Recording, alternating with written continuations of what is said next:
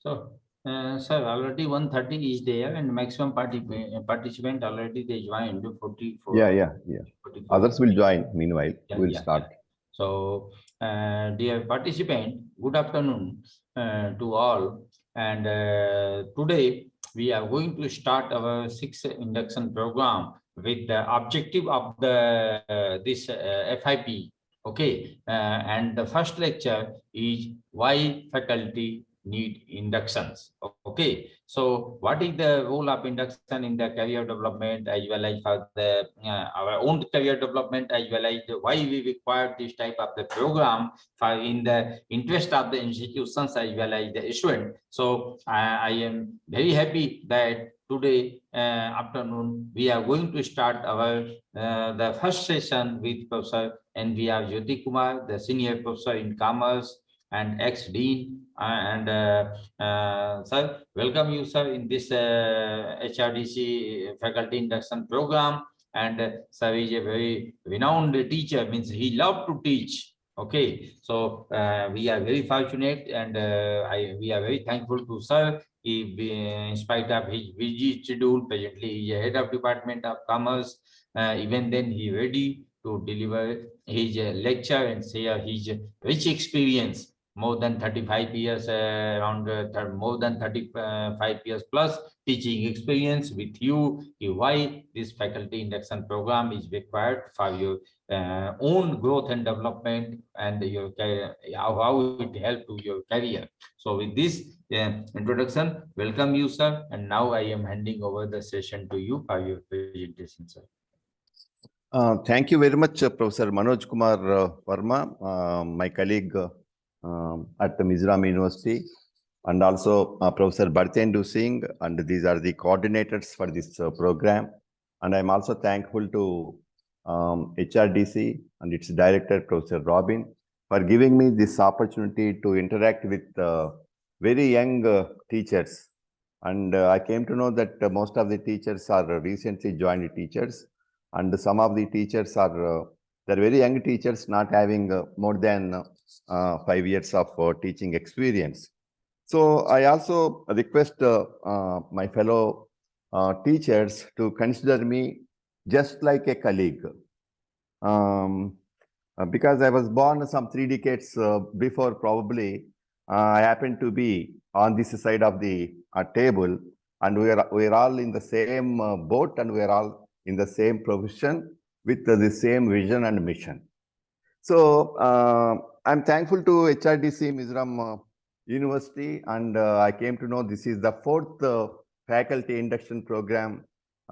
This morning in an inaugural session, the director told that this is the 4th faculty induction program in our university, and so congratulations for being a teacher, for being an important stakeholder in higher education system of this country. And so this is my topic. Being the first class, I think I should speak something about why this faculty induction. Of course, in his initial remarks, unofficially, Professor Manoj told that they need a promotion after 5 years, right? That may be one of the objectives of your attendance here. But please remember, Manoj is doing many things, not just for the sake of promotion. Beyond that, also is doing many things, especially in terms of publications, right? And so we are going to discuss about why we are here in this profession, and what are the roles we are expected to play, and what are the responsibilities we are expected to perform. And I assume that the average age of the participants on this platform may be around 30 years, certainly not more than 35 years. So I comfortably assume that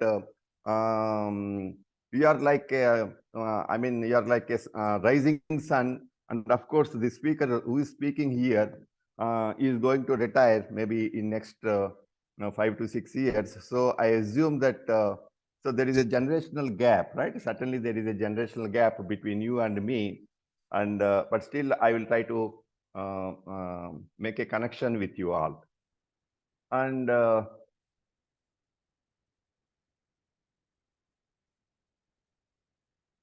why faculty induction? So that is the question. And we all know teaching is ethically and intellectually demanding profession. Faculty in higher education join without any formal training. Development and implementation of FIP in higher education, a mandate of UGC. HRDCs, that is Human Resource Development Centers of different universities, right? They design a formal and systematic faculty induction program across the country.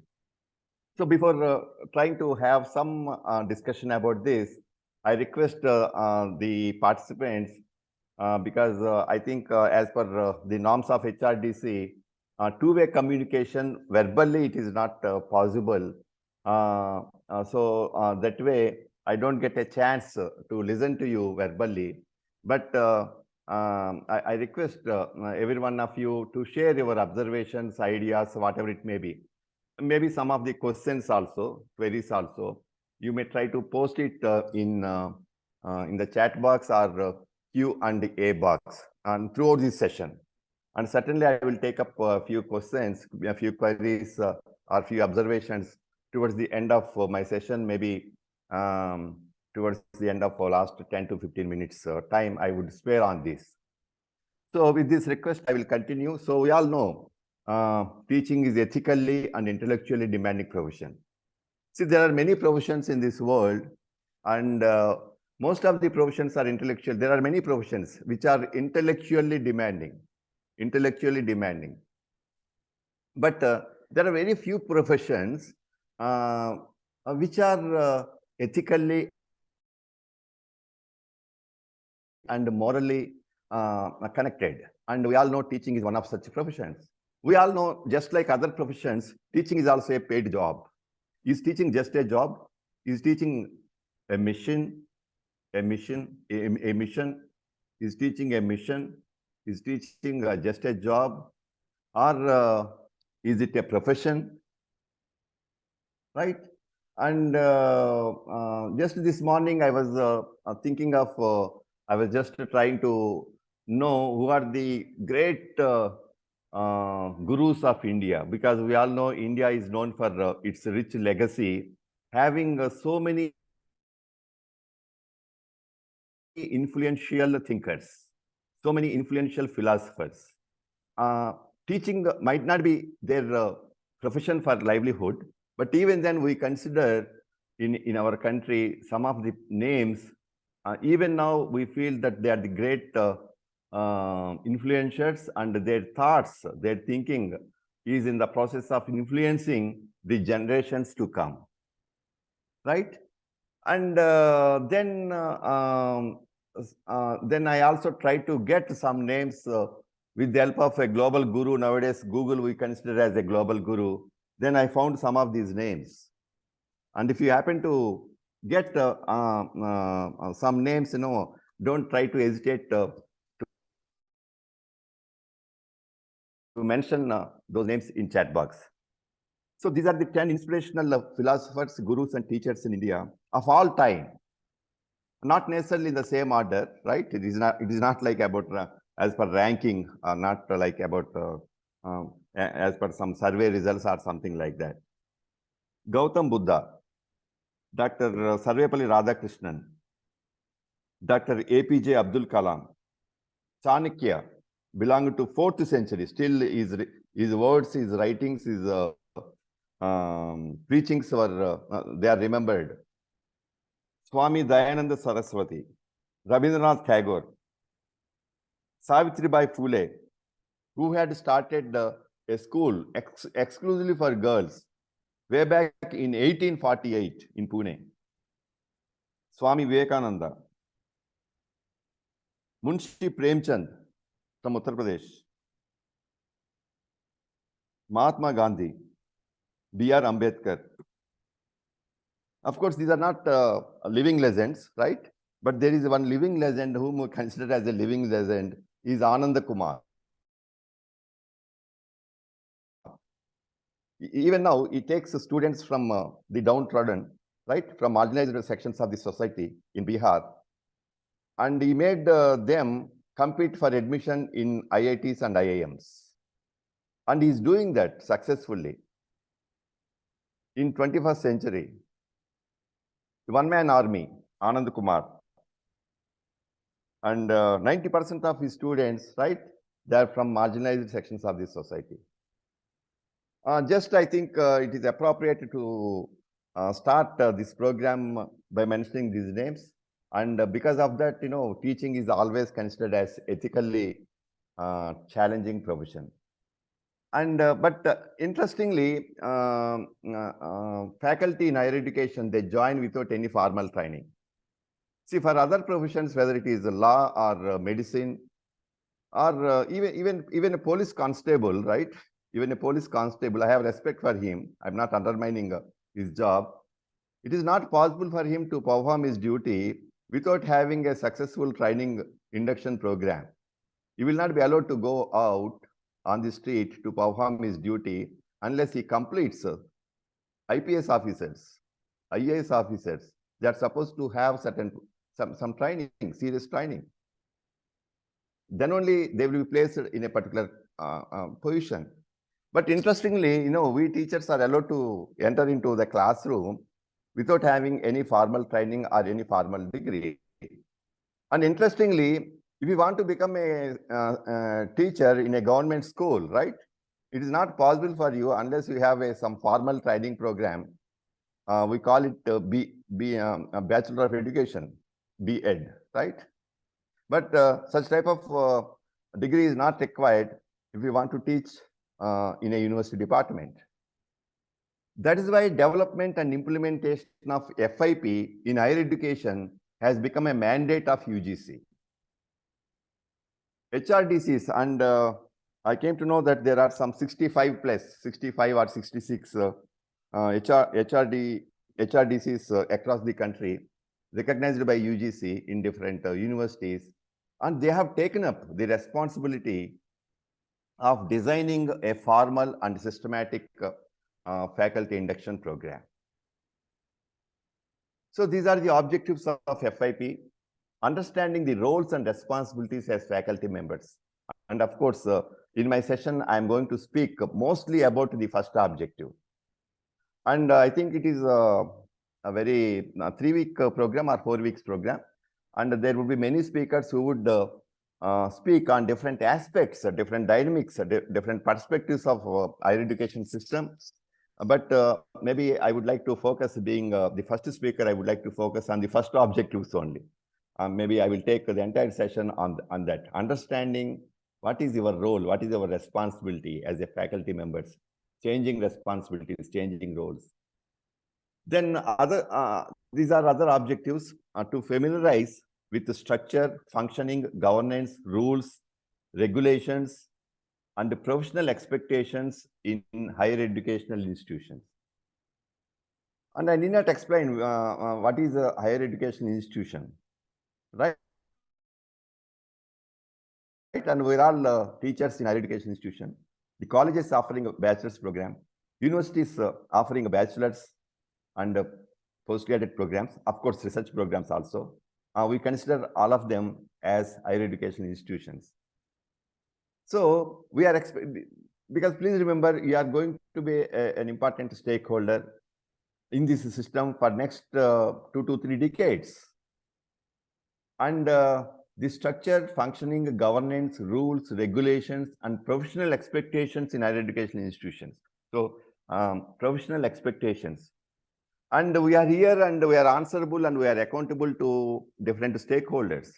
Of course, students are one important stakeholder, main stakeholder.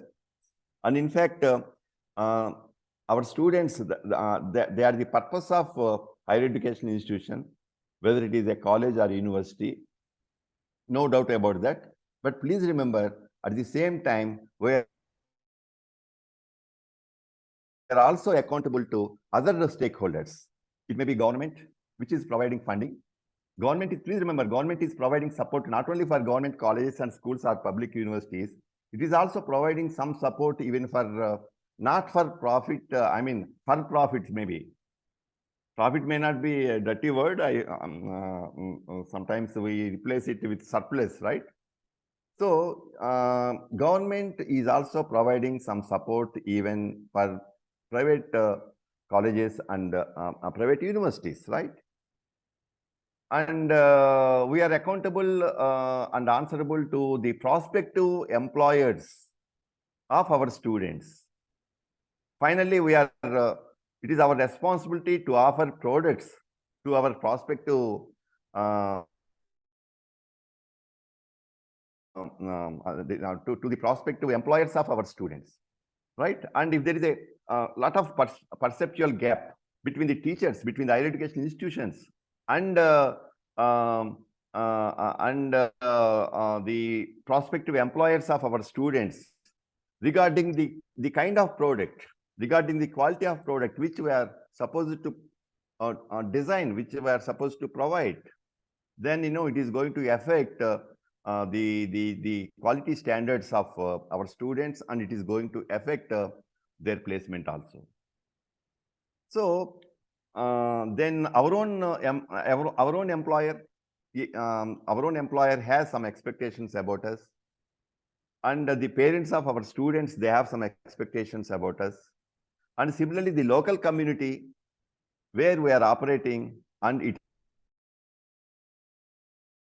has its own expectation about us. So it is not easy to understand and to satisfy the expectations of different divergent groups of stakeholders. Please remember. Then exploring pedagogical processes, aims of higher education, curriculum, instructional planning, classroom management, right? Use of resources and assessment, right? It is possible to discuss about all these things at length about each of these aspects, right? And we are involved in understanding all these things. Then another objective is recognizing the importance of self-development, socio-emotional development of students, and the importance of nurturing ethics and values. Please remember. So it is not fair to assess or to measure the performance of any college or university just based on how many marks the students are getting, and how the students are faring in employment market. We all know the broad purpose of education also lies with life building, not only career building.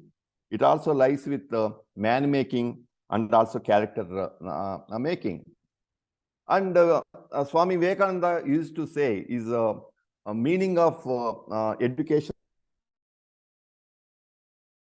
is something different, and he simply said education is nothing but manifestation of perfection already in the man. So please remember, we are not really our job is to recognize, to make our student recognize a man in him, right? So it is nothing but manifestation of perfection already in the man. He is already perfect, and through our education, if we are not going to spoil that perfection in him, right, that nobility in him, then we are fulfilling our responsibility. So it is not fair only to measure the performance of any higher educational system in terms of just employment, in terms of the rankings and other things. Okay, so these are the broad objectives of FIP. Then new faculty are expected to understand. So I'm not. I don't think that. All of you are very new to the system, and some may be in the system even prior to joining your college or university department. You must be doing research in some university, and already you must be aware of all these things, understanding higher education in India, global perspectives, vision, challenges, and impact, and what are the agencies, and what about their structures, and what are the important issues and challenges confronting the higher educational institutions, And I think we are all aware of NEP, National Education Policy 2020, right? And I think as an important stakeholder of the system, you must have read that 60 plus pages of the document. So it is our responsibility always to understand the changing dimensions, the changing perspectives of higher education system, not only in India, but across the globe. And institutional planning and development. And what is the a place of a faculty? What is the place of a teacher in entire structure? And what are the roles, responsibilities, and professional relations and networking? So as a faculty member, we are expected to understand our role, our different roles to be played by us, and varying responsibilities to be performed by us. And we are expected to develop professional relationships with individuals and also with the organizations, different agencies, and with our own institution where we are working, right? And we need to develop networking with all these agencies in order to perform, in order to understand our role better. Well, then this is about the curriculum and pedagogy, and we are expected to know about the curricular aims, content, pedagogy, resources assessment, interdisciplinary approach, understanding credits, grading systems, designing a course, CBCS, right? And these are some of the rules of the game, and we are expected to be familiar with all these things, right? Then we are expected to know about the classroom dynamics in terms of learning outcomes, teaching methods, handling a diverse classroom, encouraging group work, collaborative learning, self-study habits, designing assessments that are contextual, meaningful, rigorous, and fair, and using information and communication technology. And it is possible to discuss about each one of these at length, but because of paucity of time, it may not be possible for me to discuss each and every one in detail. But hopefully, the speakers in forthcoming days, certainly they are going to explain their views about all these things, right? Then, especially in the context of national education policy, I think we need to understand these dynamics, and the expectations of the government is different nowadays. The expectations of our stakeholders, it is something different, and we are expected to handle a diverse class. And because in Mizoram University, we already implemented national education policy from 22-23 academic session. We already implemented, especially for our postgraduate students. And we are handling certain papers exclusively for the students of other departments. For example, the last semester I taught marketing management, not for the students of MCOM, and it is exclusively meant for the students of other departments.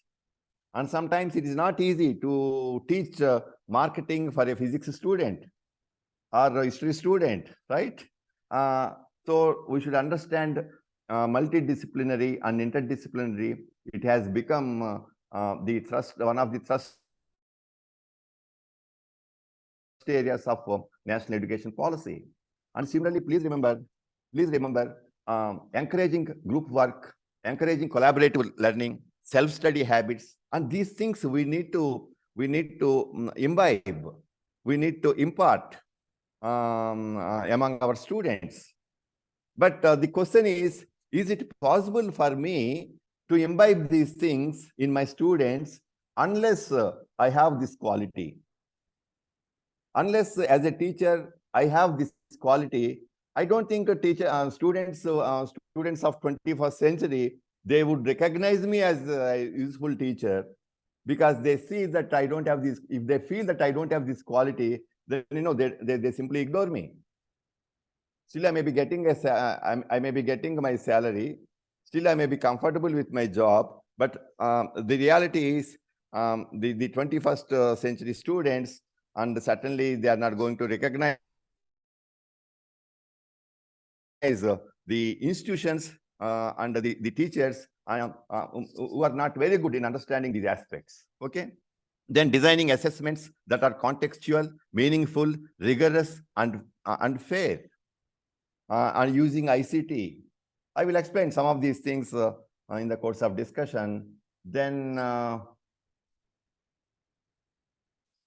research and professional development. So what is the role of research in teaching? Before going to discuss about this, just I want to highlight the kind of roles we are expected to play, and I just mentioned here some of the roles that we have been playing as a teacher, right? And please remember, as a teacher, we are playing the role of a knowledge worker, and we are playing the role of an educator, expert, subject expert, research student, research guide, public speaker, writer, counselor, helper, evaluator, referee, planner, organizer, leader, colleague or peer, follower. So I'm playing all these roles, consciously or unconsciously. And please remember, you are maybe at present you may not be playing all the role with equal weightage, but I'm speaking to teachers who are going to be in this field for next 2 to 3 decades. At present, you may not be writing much, but you are expected to write something meaningfully after a couple of years. At present, you may not be designing your own syllabus, but in future, you are expected to design the syllabus of the paper which you are going to teach. And at present, you may not be the head of the department. And at present, you may not be the principal of the college. But in future, please remember, you are expected to play a role of a formal leader within the department and within the college, or sometimes beyond the college also. So I mentioned the roles played by us to have a fair understanding about the kind of profession we are holding, right? And now I would like to focus on research and professional development. And we all know I would like to focus on research and teaching, and research for professional development and institutional development. It is very much required. And there are many possibilities to do research, and it should be interdisciplinary, and try to make it collaborative as far as possible, and try to make it action research. That means your research should be relevant, and your research should be contemporary, and it should be useful to the society, right? Then gone are the days when I was a student of BCom and MCom, and very few teachers used to possess the qualification of a PhD, right? And doing PhD was only option for many decades in India, and only exceptionally very few people who really had the passion for research, they used to do research. There was no incentive, and there was no financial support, right? And there was no special recognition also for who has done PhD, who is holding PhD degree. But even now, technically speaking, if a person is having a net with JRF, he is quite eligible to become assistant professor without PhD also. But practically, we also know, I think most of the participants here must be having PhD degree only. And we all know the importance of PhD in this particular field.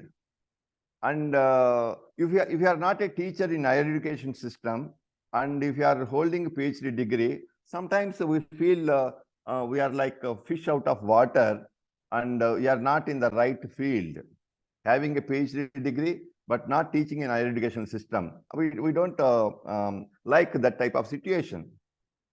And your employers also, they consider you that you are overqualified. Sometimes overqualification may be a disqualification also. So that is why still, if there are some doubts in the minds of some of the young teachers, whether they should go for PhD or not. What if we don't get a PhD degree, right? Sometimes some faculty members still may be having some doubts about they may be in dilemma whether they should go for PhD or not. But please remember, nowadays it is obligatory, it is compulsory, it is mandatory almost, because we are expected to play different roles, we are expected to perform different responsibilities, and without PhD, people would doubt whether we are really possessing a required qualification to be in this profession, frankly speaking. And actually, teaching and research, they are not just opposite concepts, please remember. In olden days, I found many teachers without PhD degree, but still they used to command a lot of respect as a good teacher. But please remember, nowadays, I mean, this is very much essential, and the research bent of mind is very much required. Publication record is very much required. And college teachers, especially in our state, Mizoram, we allowed college teachers to be research guides. There are many research guides in our affiliated colleges providing research guidance to the students, right? No doubt, teaching is primary obligation. And research and publications, they demand commitment of time. And how to strike a balance between teaching and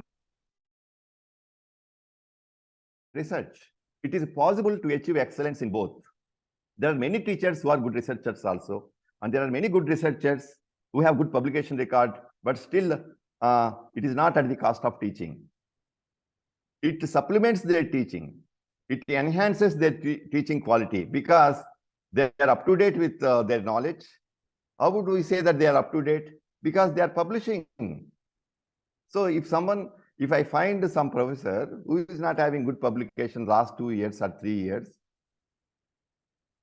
if I'm finding some assistant professor who is regularly attending some conferences conducted by professional bodies, who is regularly presenting their papers in seminars and conferences, who is keen to publish a few papers, a couple of papers at least in every semester, only a couple of papers in every semester, but in well-recognized journals.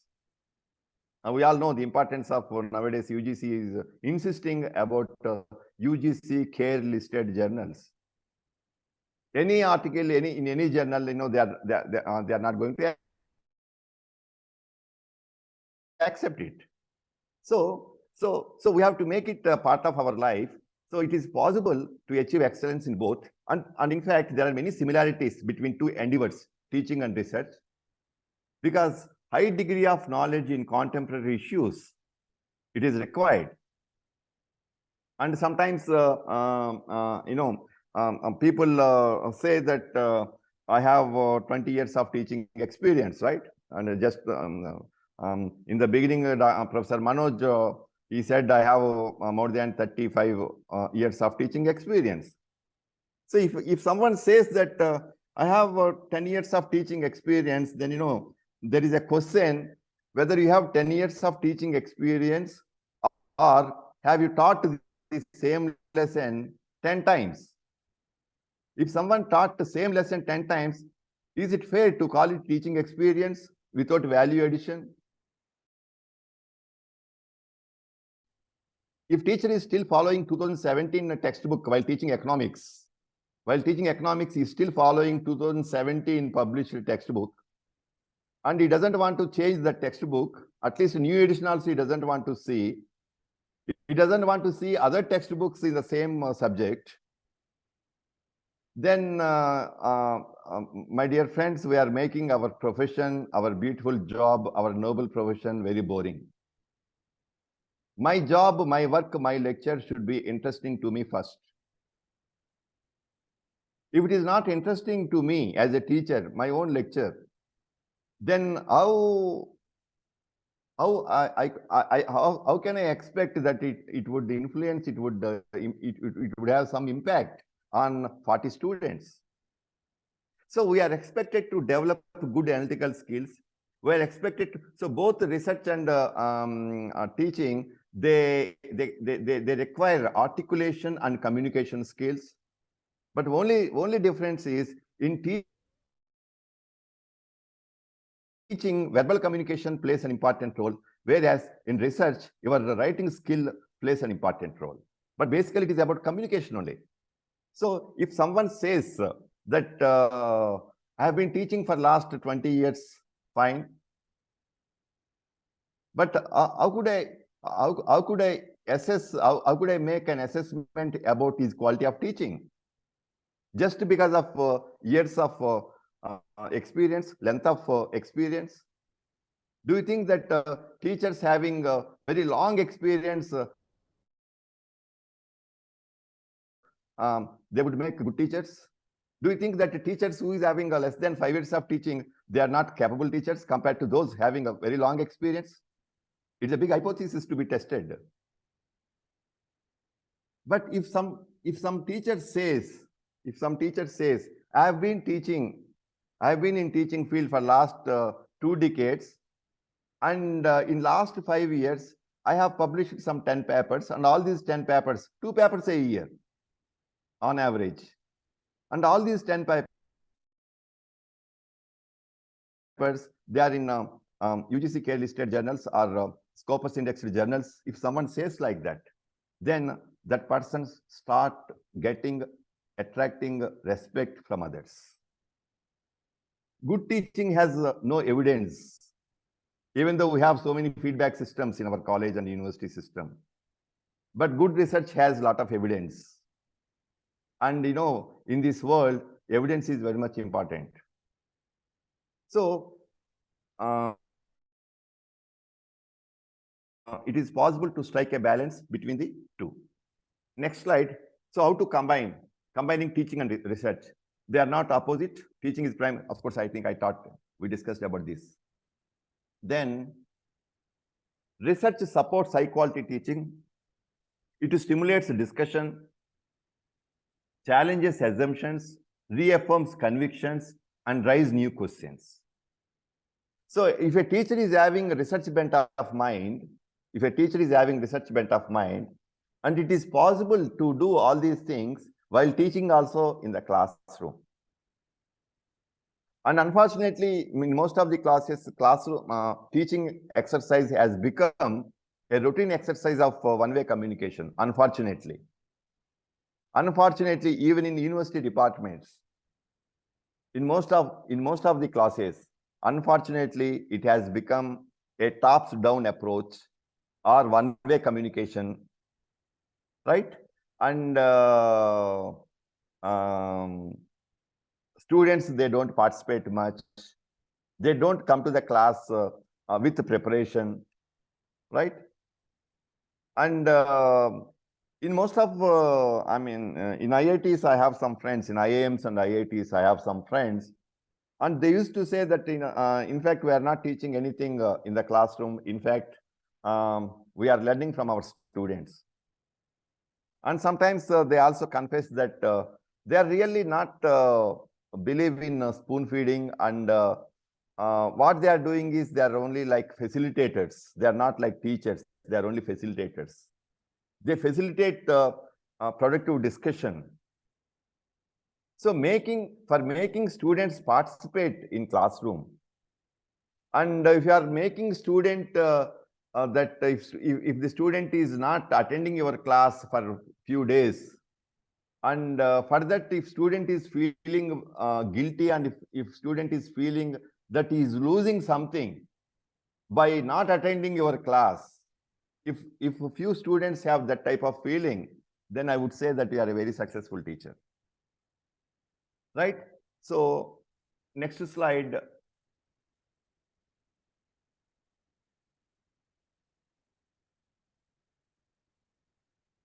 So this is also our role.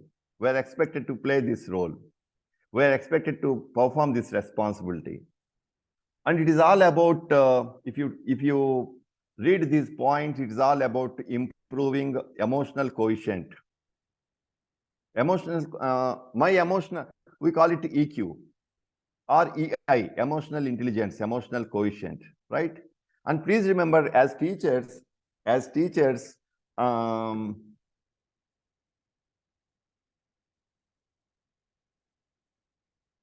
please remember, as teachers, we are handling human resources. And in fact, we are human resource managers. We are handling human resources. And our input is in the form of a human resource. And processing we have to do with the teachers. And again, our output is also human resources. So that is why, compared to many other jobs, teaching job requires a high degree of EI, emotional intelligence. And emotional intelligence is nothing but understanding myself, self-esteem, self-regulation, self-control, ability to reflect, relating to self and others,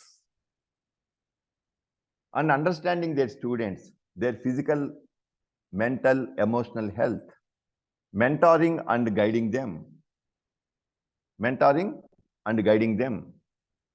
And one beautiful thing about our job, our profession is that throughout our career, almost we handle a particular group of students whose age is same, more or less same. They are very young. Teacher may be growing in terms of his or her age, but please remember the clientele, the group of students, the audience whom we are addressing, they are very tender. They have curious eyes, and they respect the teacher, and they consider teacher next to their parents.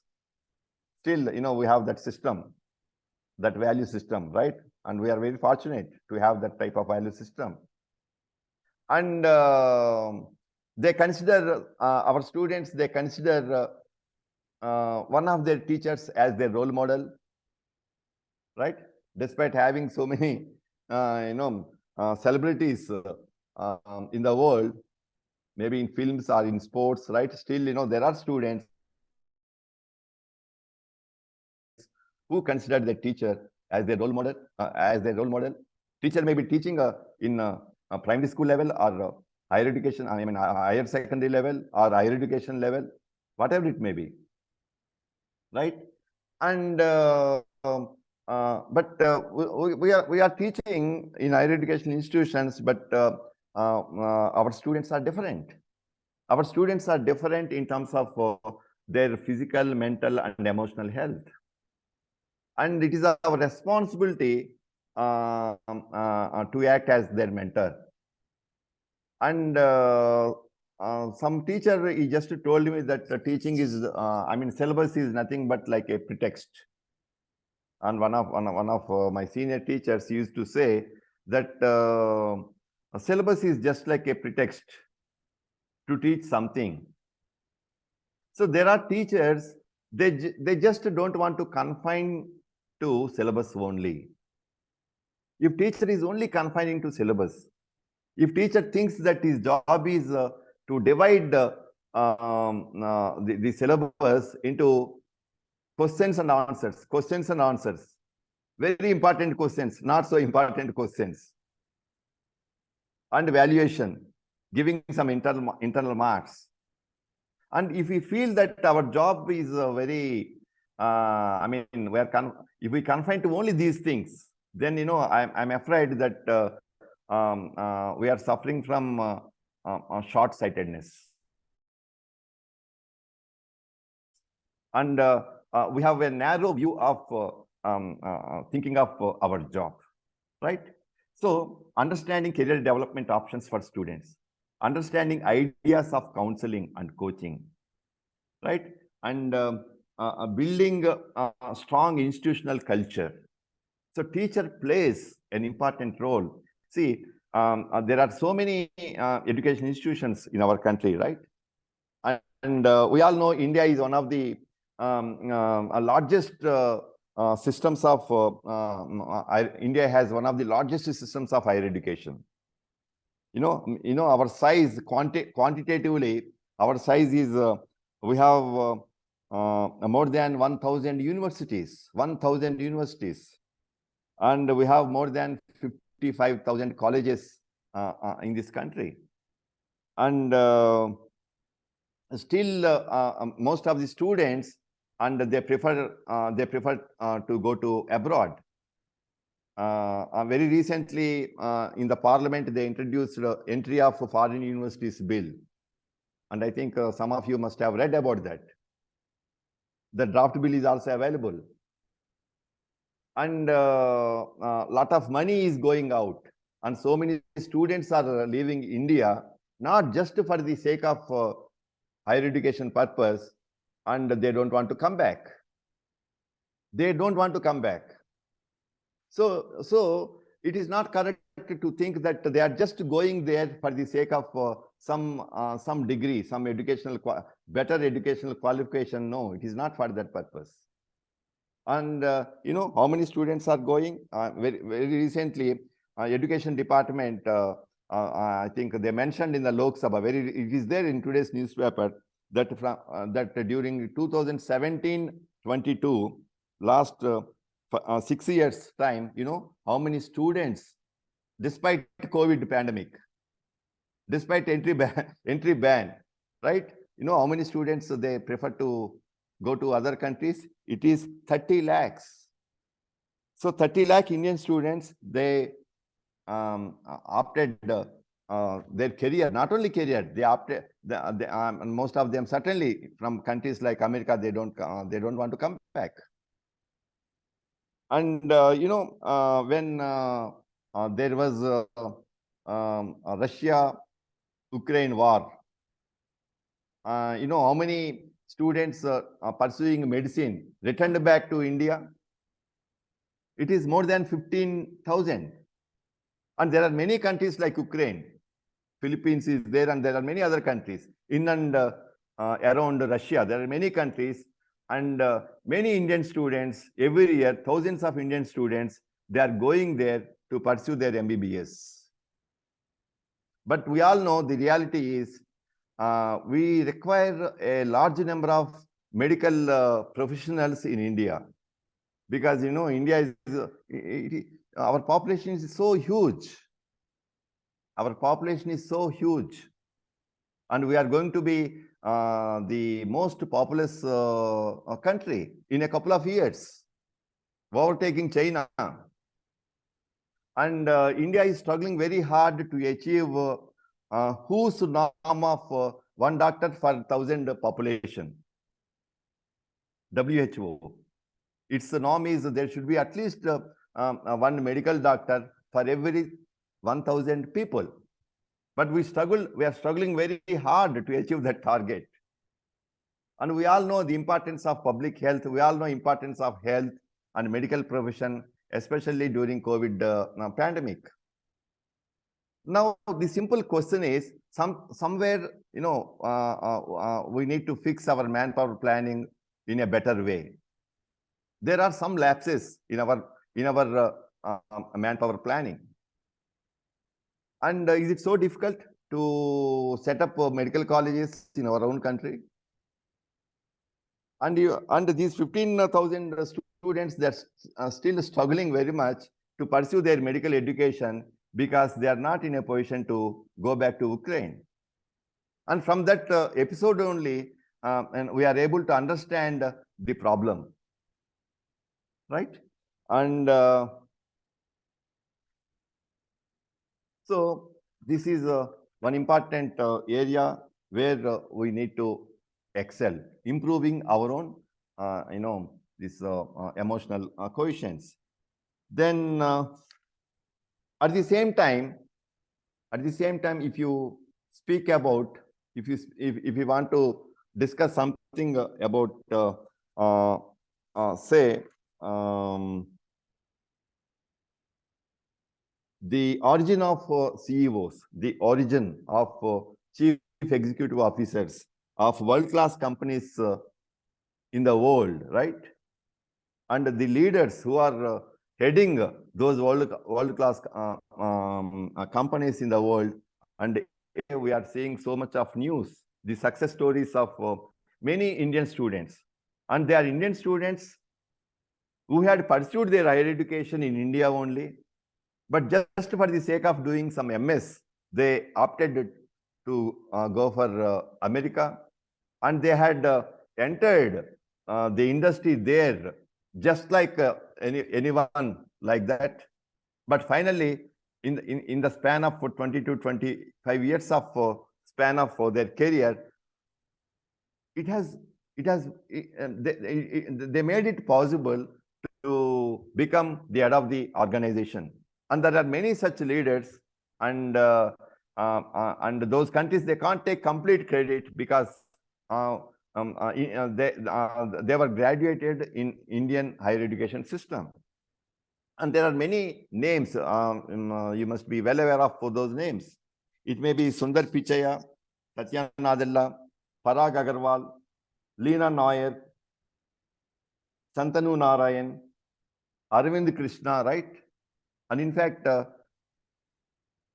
they had their roots, and they had their education, their roots in education in India only, right? And then I will go to the next slide. So this is a word, these are the words used by National Education Policy document, right? And one of the visions, broad visions of NEP 2020 is creating motivated, energized, and capable faculty. And whatever may be the greatness of any policy document, the policy document may be very great in terms of its objectives, its broader goals, and the strategies which they want to employ to achieve those goals. But finally, please remember, in higher education system, the success of any higher educational system, the success of any college or university for that matter, if you ask me, tell me who is main responsible for making an institution a successful one or not so successful one, I would say it is a teacher. It is a teacher.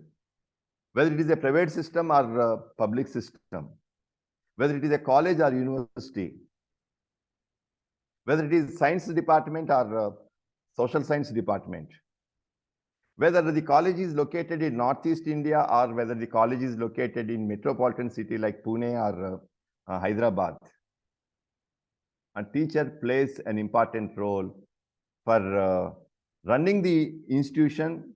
For running and for ruining, there is only one difference, I. What is the difference between running and ruining? I. So as a teacher, I am alone responsible for making my institution successful or not so successful. That is why the planners of the authors of the NEP, right? They devoted a few some space. They devoted some space about motivated, energized, and capable faculty. I only added one word, accountable. Some of my colleagues also, they used to speak about accountability of teachers, right? Now, because this is like induction program, I just want to ask yourself. I'm asking you, please make some introspection and ask yourself, self-awareness test. Are you a satisfied teacher? Are you a motivated teacher? Are you a capable teacher? Are you a committed teacher? there are three answers. Yes, no, can't say, right? Yes, no, can't say. Are you a satisfied teacher? You answer yourself.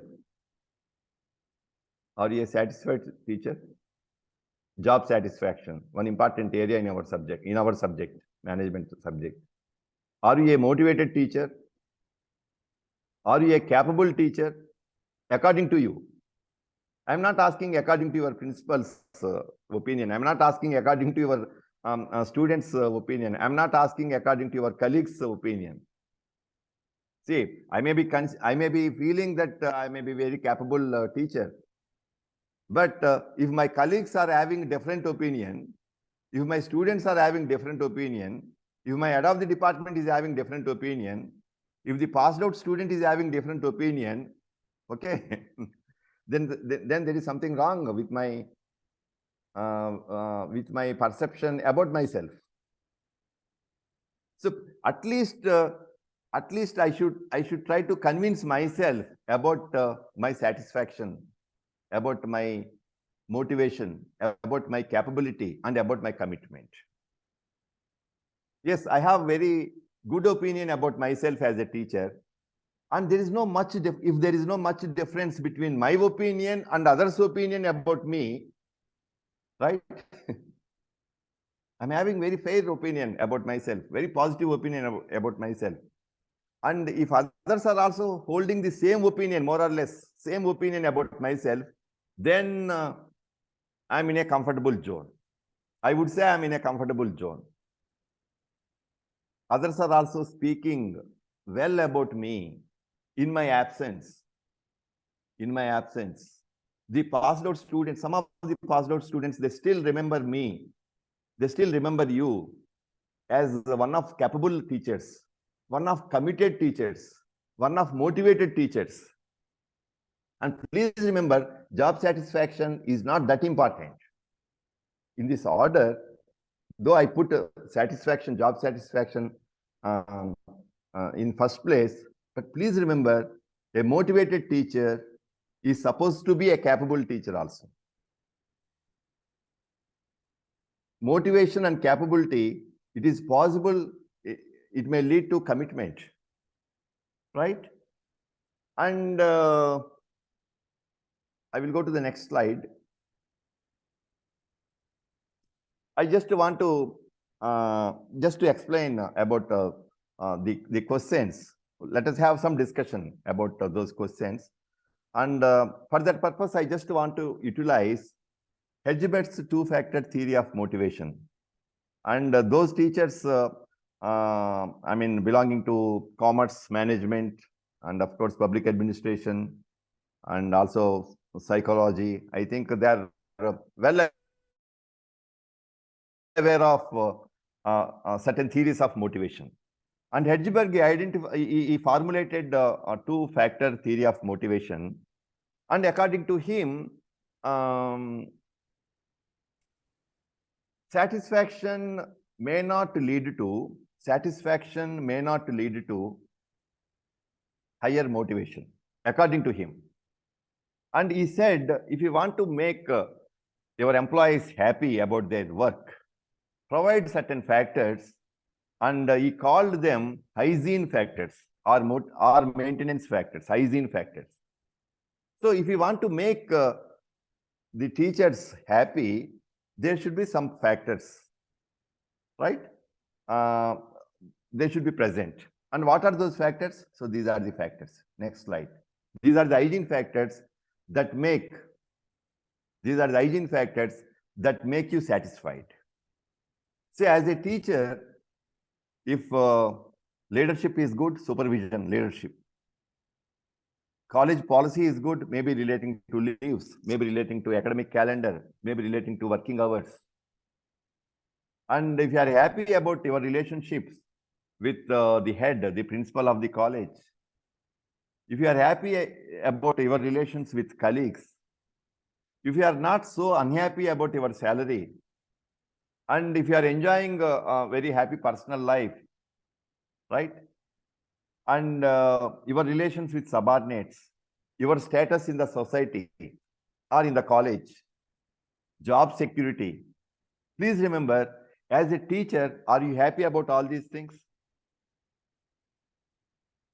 And it will take long time. One can, to explain about all these things, it will take long time. But in a nutshell, I'm trying to give how to apply Hedgeberg's motivational model to our own field. Hedgeberg says these factors, employers have a responsibility to provide these factors in order to create a reasonable level of job satisfaction among the employees. But what he said is, higher job satisfaction may not lead to higher motivation.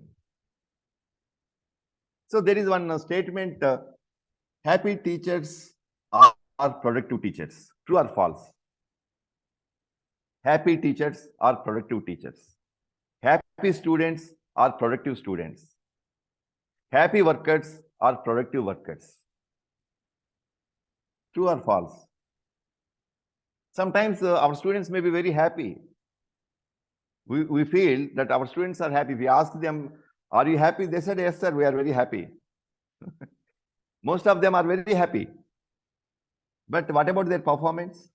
What about their productivity? Is that happiness leading to higher performance, higher productivity? Sometimes I may be very happy about my job because I'm getting assured salary. My salary is assured. And I will not lose my job that easily because there is high degree of job security. And college policy is also very good in terms of leaves and other things. Policy is very good. I have fairly good relations with others. So all these things will make me very happy. But the question is whether I am motivated or not.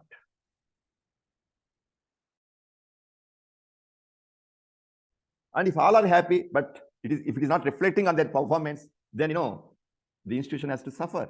The students have to suffer. And finally, at the end of the day, by the end of the day, you will not be recognized as a committed teacher. So again, I will go to the before slide. Are you a satisfied teacher? Are you a motivated teacher? Are you a capable teacher? Are you a committed teacher? Of course, employers have a responsibility to provide hygiene factors in order to create a reasonable level of satisfaction among the employees. That is employer's responsibility, I agree. But motivation, capability, and commitment, it doesn't depend on the employer alone. Then it depends on whom? It depends on what? So Hedgeberg, he has given a list of motivators. And if they are there, so these things. Motivators that make you motivated. Motivators that make you motivated. And if I ask a simple question, you want to be a capable teacher? You want to be a motivated teacher? You want to be a committed teacher? No one would say no. Am I right? No one would say no. We want it. But whether you are a motivated teacher or a committed teacher or a capable teacher, please remember, you are not the judge and your students are the judges. Your colleagues are the judges. Your employer is the judge. If they feel you are not worth of your salary, if my students feel that I don't think students respect me just because I'm getting huge salary. I don't think my students respect me because of my very long length of teaching experience. I don't think my students respect me just because of my age, elder age. But students would certainly respect me if they think I am useful to them. Very simple. I should be useful to them. Not one day. So many times we consider that we are playing the role of an examiner, right? We discussed earlier. As a teacher, we are playing the role of an assessor, an examiner, right? True, that is an important role we are playing.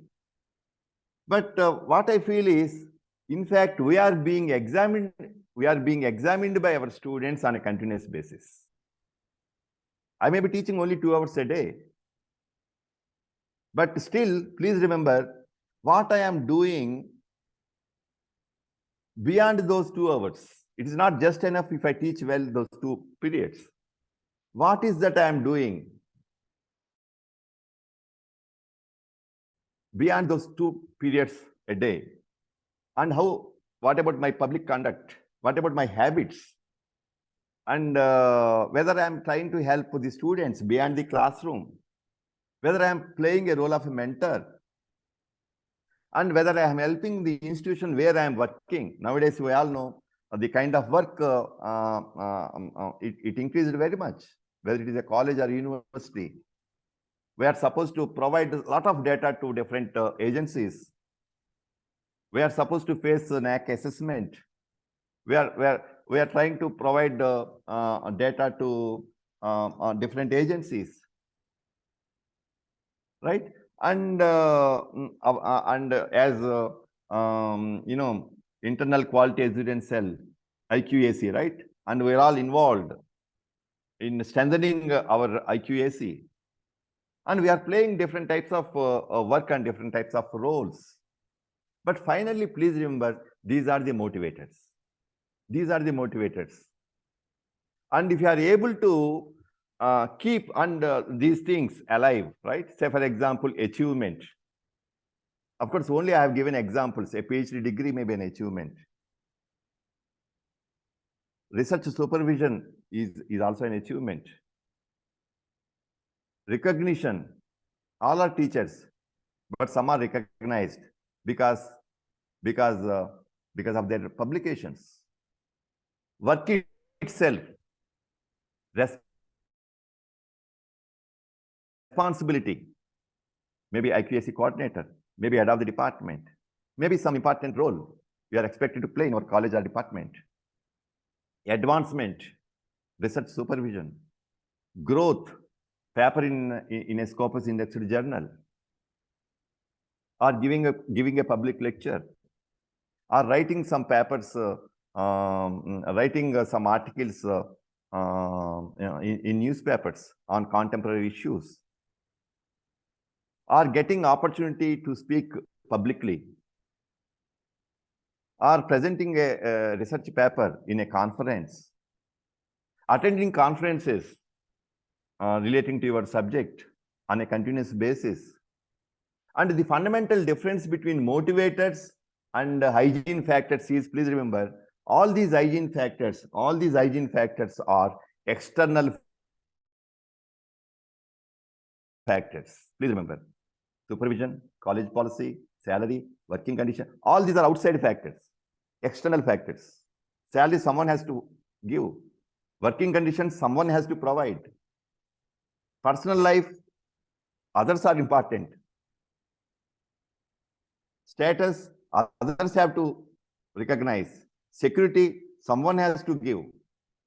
Relations depends not only, your relations not only depends on you, it also depends on someone else. So please remember, these are all external factors. And still,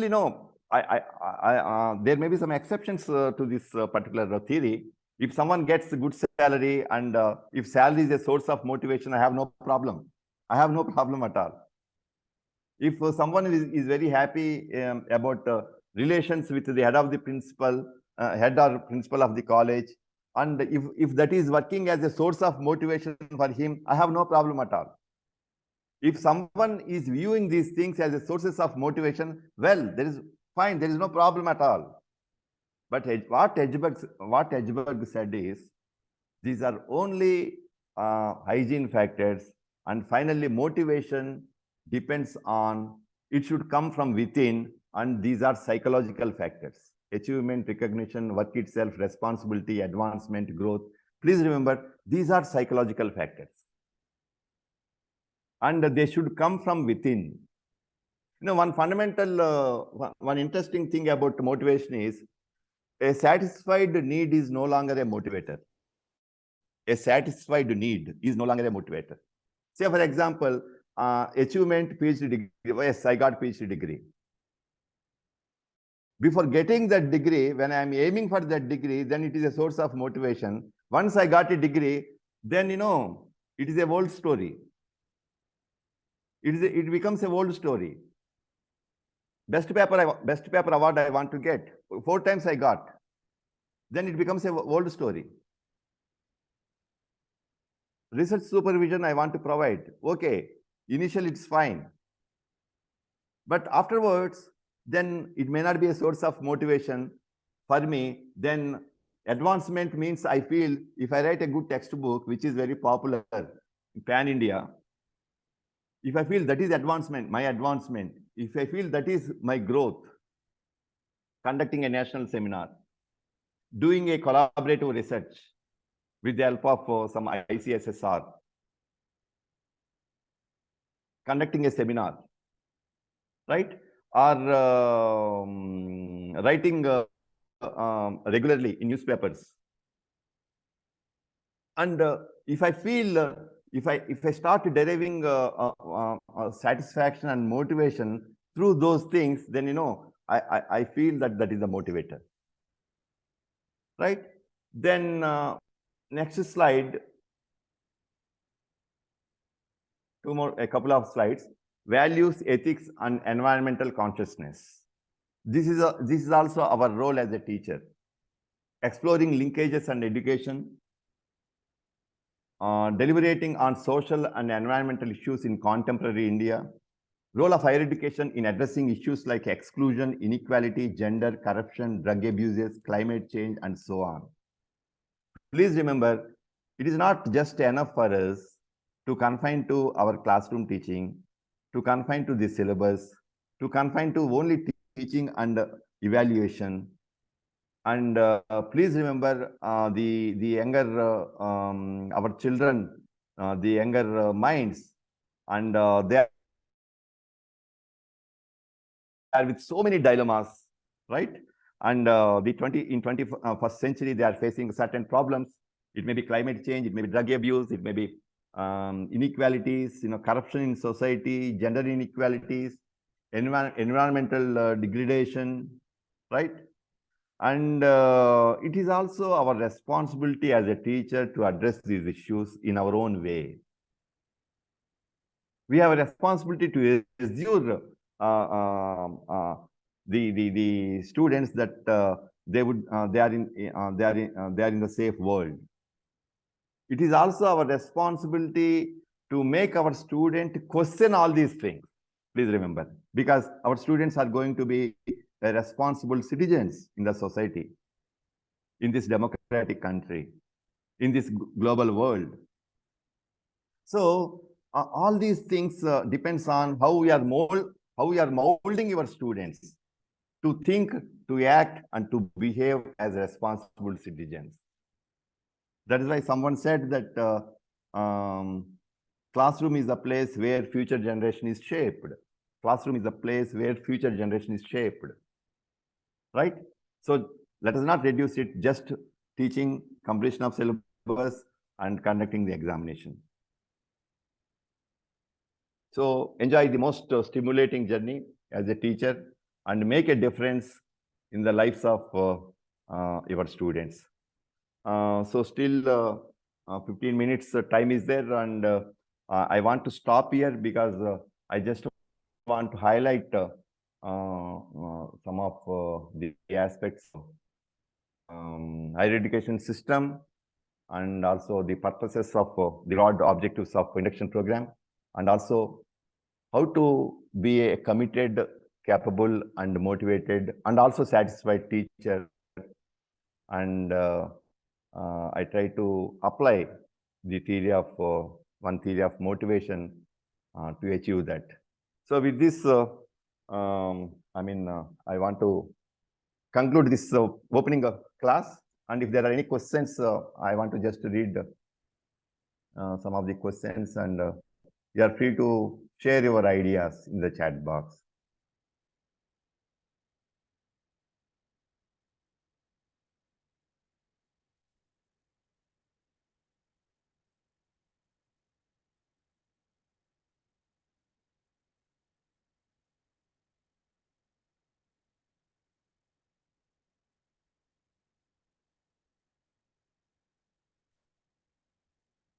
So, so far we have not received Professor any Bhattendra questions. Singh, any questions? So far, no questions, sir. So, friends, if you are having any questions, please put up in Q&A box.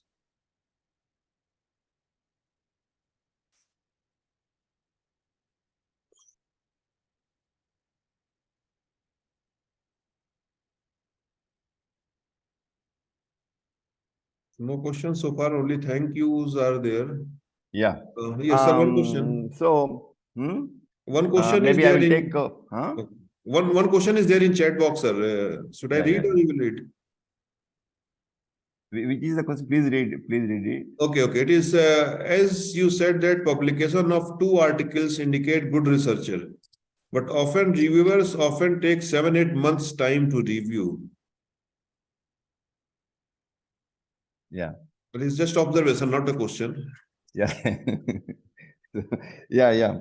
See, one mistake some young teachers do is, some young teachers, not all. One mistake some young teachers do is, they want to publish a paper just before promotion.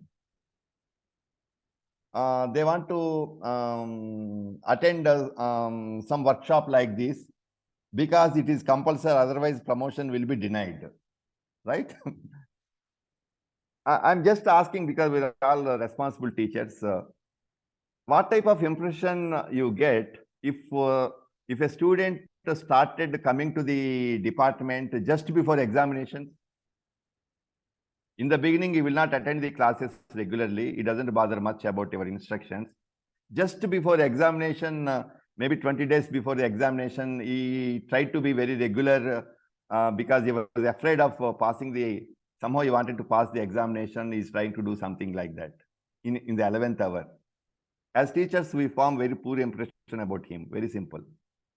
Similarly, I also form very poor impression about someone else who wanted to publish something just for the sake of promotion, just before promotion.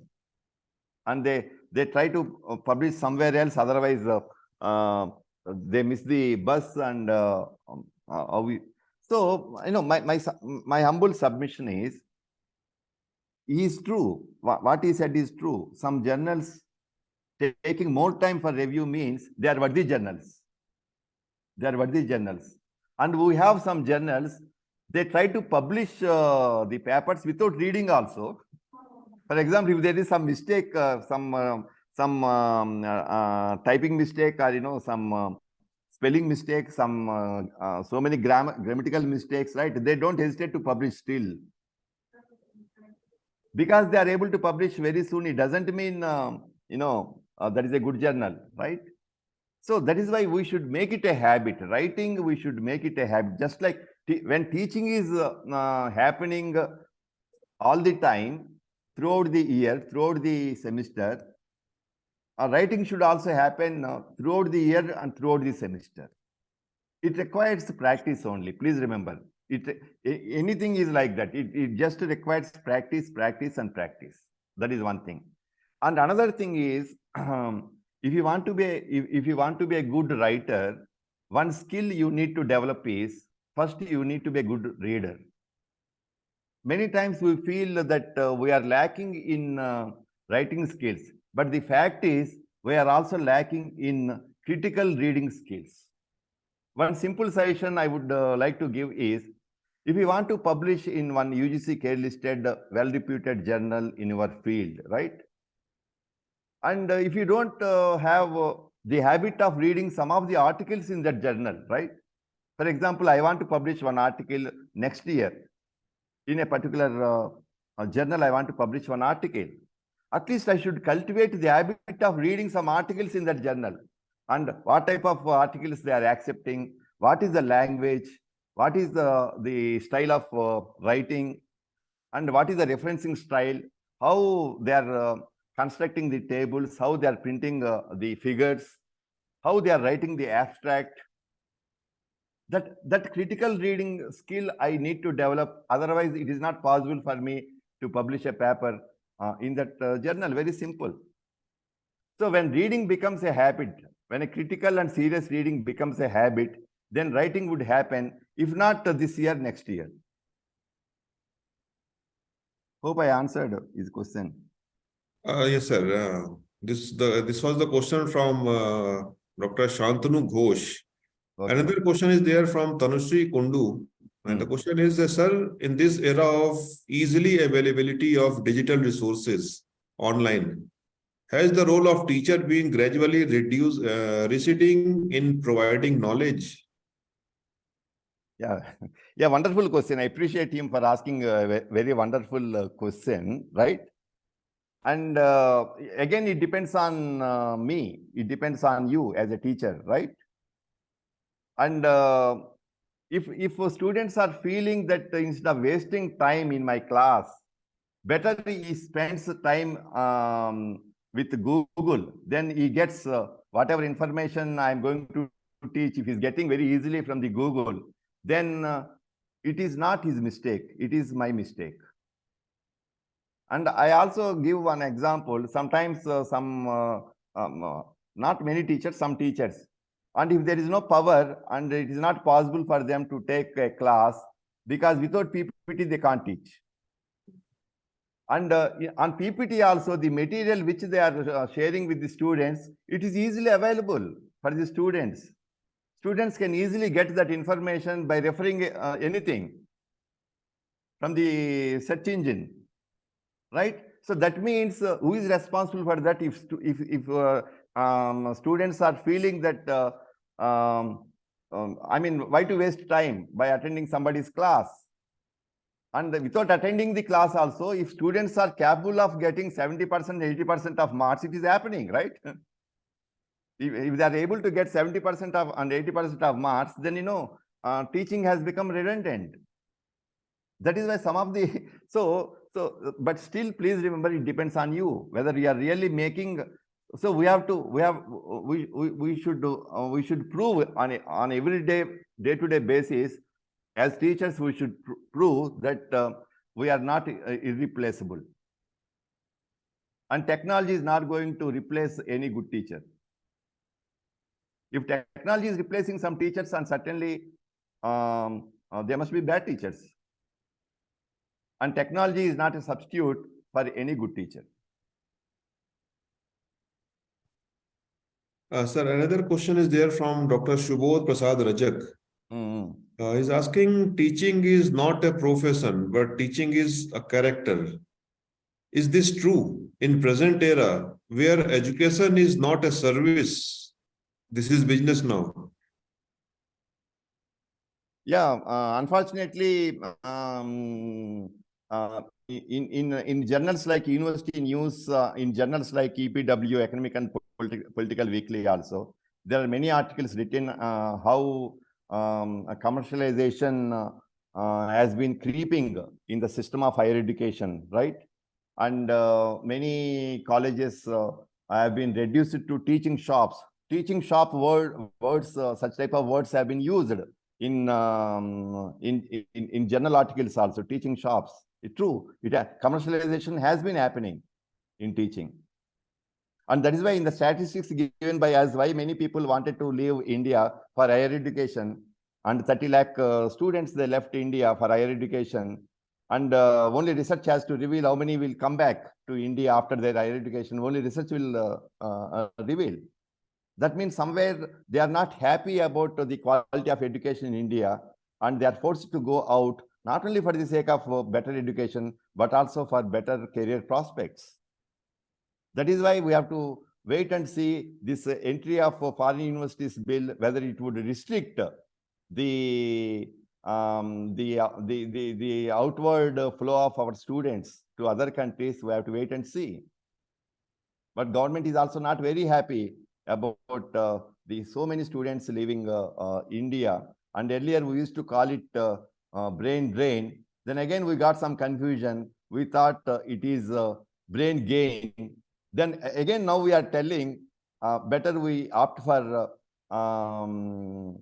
regaining our brain. Allow your students go out and let them develop there. And after that, let them contribute to India in different forms. That is reversal, brain drain. They call it reversal brain drain, right? So no more questions are there, sir. Neither in chat box, not in question answer. Any friends, if you are having any question, just put it in 2 minutes. Yeah. Okay. Or otherwise, we'll conclude the session. So thank you, Professor Bhartendu Singh and Professor Manoj Kumar Verma, and for giving me this opportunity. And I also thank the participants for their patience. And if they want to say anything, they can use this email. They are free to make any communication to me from professional point of view. So thank you very much. That's all from my side. Yeah, thank you so much, sir, for very interactive and informative lecture, sir, and nice interaction for you, sir. Thank you so much, sir. So thank you all. Thank you. Yeah, I will leave now. Yeah. Yeah. Sir. So, dear participant, the next resource person is joining within 1 or 2 minutes. Okay. So be online within 3 minutes. We will start the next session.